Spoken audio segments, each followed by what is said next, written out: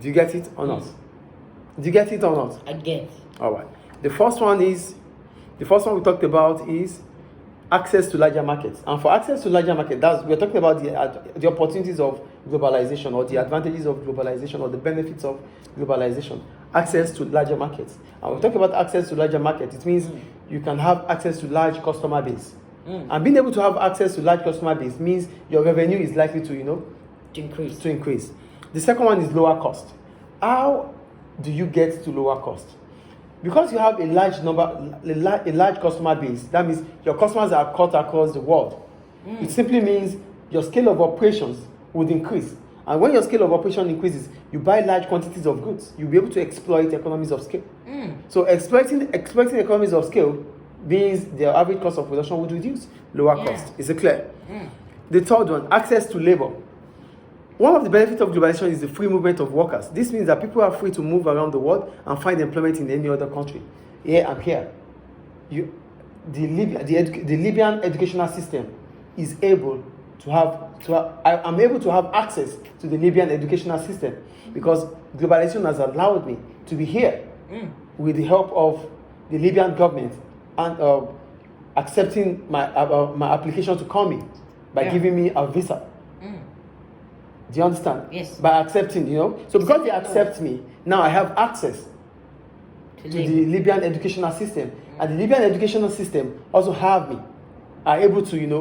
able to, assess me and feel me deemed fit to work in the industry. Basically, share. What? Say it, I don't get it. Sharing ideas. Yeah, sharing ideas. I'm able to share my ideas here because I am able to be here. So without globalization, it will not be possible. Yeah, of course. Is it clear? Is it clear, please? Yes. All right, we'll move on. Reduced taxation. One benefit of globalization is that, are you there, please? Reduced taxation. One benefit of globalization is that business can choose where to locate their base. Consequently, they can reduce the amount of tax they pay by locating their head office in a country where business taxes are low. So another opportunity of globalization is that you could choose the country you want to set up your business in. So you just have to check, which country has the lowest tax rates. Then we set our head office there, we put our head office there. Because we can have access to it. Yes. Is it clear? Any question about the opportunities? No. Now we go to the threats. The problems about globalization to businesses. Number one. The cons. Competition. Are you there? Competition.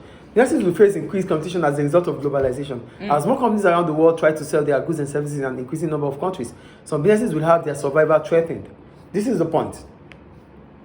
Globalization means schools can come from anywhere across the world and set up in Libya. Yes or no? Yeah. So what does that simply mean? It simply means that the schools in Libya could be, the position of schools in Libya could be threatened.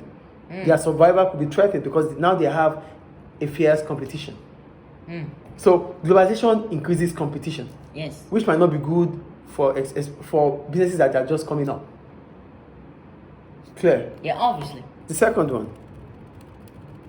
international takeovers.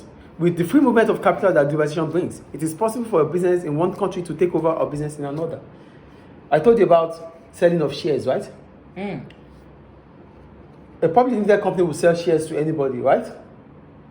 We sell shares, yeah. So you could sell to foreigners. So when you sell to foreigners, they buy shares of your company and they take over your company. So with globalization, a foreign business can literally take over a local business. Is it clear? It can take over a local business, a local one, yeah. Is it clear? And the last thing about globalization here is increased risk of external shocks. The interdependence that result from globalization could pose a threat. Shocks? What shocks? External factors like natural disaster, problems. Things that are out of your control. Did you get it? Yeah, I get it. So the interdependence that results from globalization could pose a threat to businesses. This means that events in one economy are likely to affect other economies. So what they are saying here is that, please listen. What they are trying to say is this. Globalization means I have to rely on you for certain goods or services. Yes or no? Yes. So my reliance on you If in your country there are problems in your country, that means whatever I need to get from your country, I might not be able to get it. Do you get it? So a problem in your country could hinder my own production. That's an external shock. Do you get it?